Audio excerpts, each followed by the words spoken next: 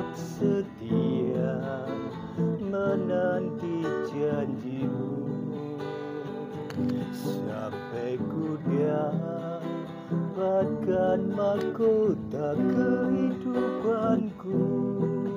Ku tetap setia melayanimu sampai akhir. Ku menutup mata, ku tetap setia menanti janjimu sampai ku dapatkan mahkota kehidupanku. Ku tetap setia melayanimu. Ku tetap setia melayanimu. Ku tetap setia melayanimu.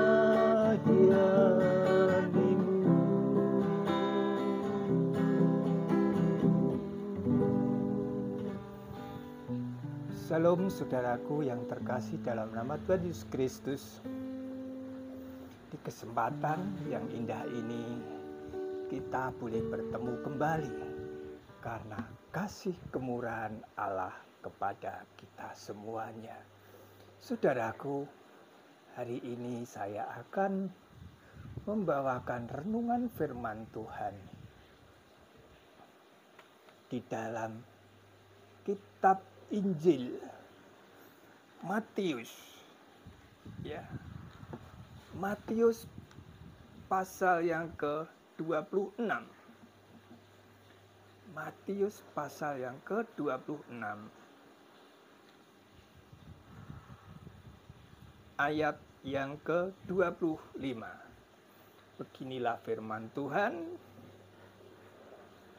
Yudas yang hendak menyerahkan dia itu menjawab, katanya, "Bukan aku, ya Rabi." Kata Yesus kepadanya, "Engkau telah mengatakannya." Saudaraku yang terkasih dalam Tuhan Yesus Kristus, dari pembacaan kitab Injil Matius pasal yang ke-26 ayat 25 ini, di mana di situ percakapan Tuhan Yesus dengan salah satu muridnya, yaitu Yudas. Di mana saat Tuhan Yesus berbicara, salah satu dari muridnya akan menyerahkan gurunya ke pengadilan agama. Di situ para murid-murid, mungkin bukan aku, apakah kamu? Mungkin ada suatu perdebatan. Tapi di sini Yudas yang mengkhianati Tuhan Yesus, dia langsung mendekatkan mukanya ke telinga Tuhan Yesus. Mereka mengatakan, "Bukan aku, ya Guru." Saudaraku, melalui pembacaan firman Tuhan di dalam Injil Matius ini, saya akan memberikan renungan firman Tuhan dengan tema orang Kristen yang konsisten. Ya, orang Kristen yang konsisten. Saudaraku, kalau kita berbicara tentang Kristen, Kristen adalah artinya pengikut Kristus, mengikuti teladan Kristus. Itulah kekristenan. Saudaraku, tetapi kenyataan dari salah satu murid Tuhan Yesus yang bernama Yudas sudah 3,5 tahun mengikut Tuhan Yesus kemana kemari. Kalau gurunya ya Gurunya mengajar di sana, dia ikut. Mungkin dia juga diajar oleh gurunya, oleh Yesus. Untuk supaya dia tetap percaya, tetap mengandalkan Tuhan di dalam kehidupannya. Tapi kenyataan, apa yang terjadi? Yudas mengkhianati Tuhan Yesus. Yudas menjual Tuhannya. Yudas menjual gurunya. Saudaraku yang terkasih dalam nama Tuhan Yesus Kristus, di dalam kehidupan kita sebagai anak-anak Tuhan, kita sebagai anak-anak Tuhan, kita mengikuti, sudah benar-benar mengikuti teladan Yesus, mengikut Tuhan Yesus dengan sepenuh hati, sepenuh jiwa. Ataukah kita itu seperti Yudas? Kalau kita lihat hari-hari ini, hari-hari yang jahat, saya katakan seperti itu. Kuasa kegelapan. Mereka tahu bahwasanya hari ini adalah hari-hari yang akhir. Maka kuasa kegelapan beserta rombongannya, beserta anggotanya ingin menyerang anak-anak Tuhan, supaya orang-orang Kristen itu hatinya tawar, hatinya gentar, hatinya tertekan. Saudaraku yang terkasih, mungkin saudara, kita semua yang sudah mengikut Tuhan bisa mengatakan, aku tidak seperti itu, aku tidak akan seperti Yudas. Bagus itu saudara. Tapi kita juga harus ingat, di saat Tuhan Yesus sebelum diserahkan ke mahkamah agama, sebelum disalib, Tuhan Yesus masuk ke Yerusalem. Bagaimanakah? Tuhan Yesus masuk ke Yerusalem, naik keledai muda. Di situ banyak orang, dikatakan ribuan orang. Beribu-ribu orang mengeluh-ngeluhkan Yesus. Mereka dengan sorak-sorai mengatakan apa? Hosana, hosana bagi sang raja. Inilah rajaku. Dialah anak Daud. Banyak lagi mungkin dikatakan. Sampai-sampai dikatakan baju orang ya langsung dibuka, langsung digeletakkan di depan ya jalan yang mau dilewati oleh Yesus masuk ke kota Yerusalem. Ada yang mengeluh-elukan dengan daun palem. Mereka dengan sorak-sorai, inilah raja. Hosana. Hosana bagi yang mulia. Hosana bagi dia yang maha tinggi. Sungguh luar biasa. Mereka dengan sorak-sorai, dengan gembira, dengan sungguh luar biasa. Bahwasanya inilah rajaku. Inilah calon rajaku. Yang akan menyelamatkan umatnya, yaitu bangsa Israel. Mereka hanya memandang secara jasmani, mereka hanya memandang secara mata fisik, bahwasanya orang-orang yang menyambut Yesus itu, motivasinya hanya banyak dari orang-orang yang menyambut itu hanya ingin dibebaskan secara fisik. Karena kita tahu bangsa Israel saat itu di bawah penjajahan bangsa Roma. Saudaraku yang terkasih, di saat Tuhan Yesus masuk ke Yerusalem, ya dengan dieluk-elukan sungguh luar biasa. Tetapi saat Tuhan Yesus diserahkan oleh mahkamah agama dan diadili oleh Pontius Pilatus. Beberapa hari mereka bisa mengatakan hosana, hosana bagi sang raja. Hosana bagi anak Daud. Tetapi saat Yesus ada di pengadilan, di depan para tua-tua agama, para pemimpin agama, begitu juga dengan Pontius Pilatus, apa yang dikatakan? Apakah ada kata hosana bagi sang raja lagi? Tidak, saudaraku. Mereka mengatakan apa? Salibkan dia, salibkan dia.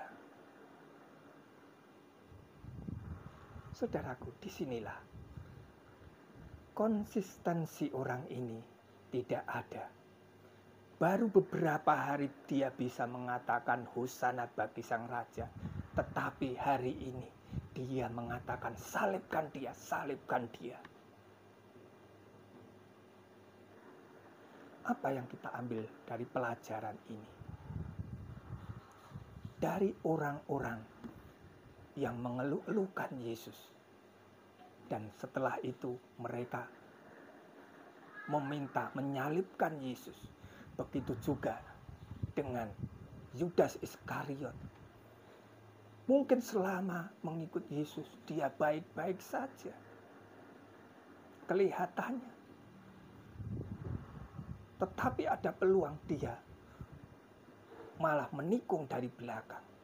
Dia mengkhianati. Saudaraku yang terkasih dalam Tuhan Yesus, saat ini di dalam kehidupan kita sehari-hari mungkin juga seperti itu. Mungkin kita tidak mengalami suatu penderitaan tentang aniaya dari yang terkecil saja. Mungkin kita setiap hari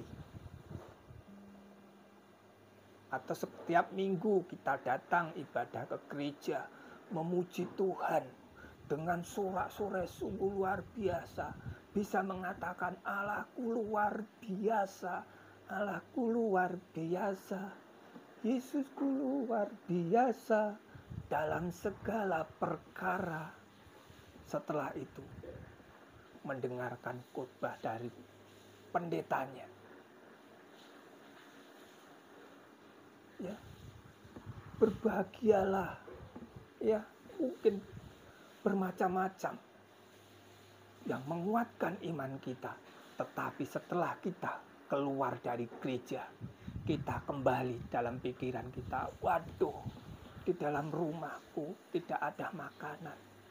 Oh, bagaimana lagi anakku sekolah, dia belum membayar.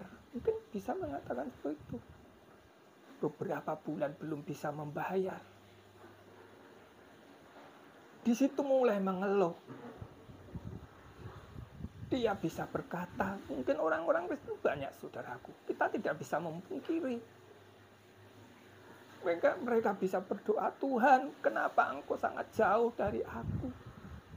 Tuhan, Engkau kenapa tidak mendengarkan doaku? Saudaraku, itulah salah satunya. Kita kadang-kadang seperti Yudas.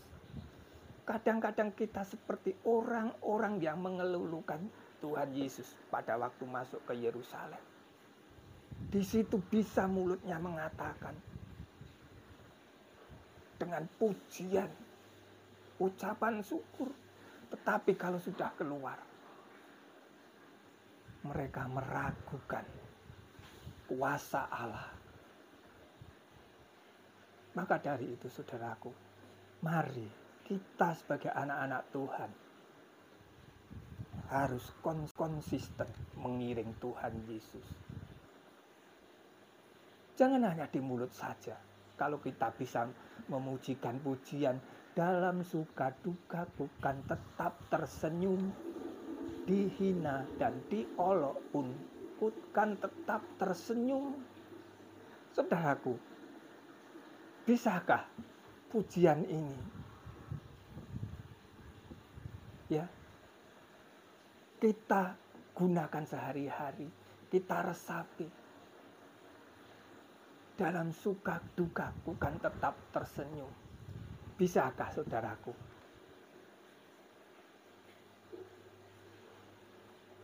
Saudaraku, di dalam kekristenan, memang kita mengalami pasang surut. Mungkin saat ini kita mengalami sukacita, mengalami berkat yang melimpah.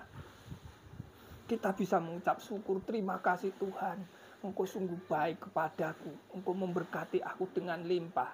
Tetapi di saat saudara di dalam lembah kekelaman, di saat saudara di bawah, di saat saudara terjepit, di saat saudara terhimpit, bisakah saudara mengatakan, Allahku luar biasa, Engkau tetap mengasihi aku?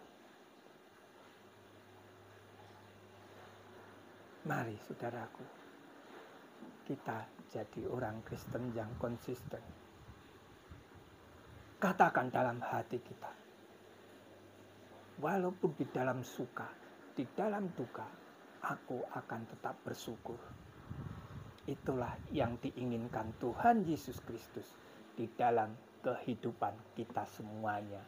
Amin saudaraku, itulah renungan firman Tuhan hari ini, kiranya menjadi kekuatan di dalam langkah hidup saudara semuanya. Mari kita pujikan pujian yang mengatakan, aku mengasihi Engkau Yesus. Kiranya di dalam kehidupan kita, baik di dalam saat buruk, baik di saat kita baik, di saat kita diberkati, walaupun saat ini belum kita diberkati, kita tetap mengatakan, aku mengasihi Yesus. Aku mengasihi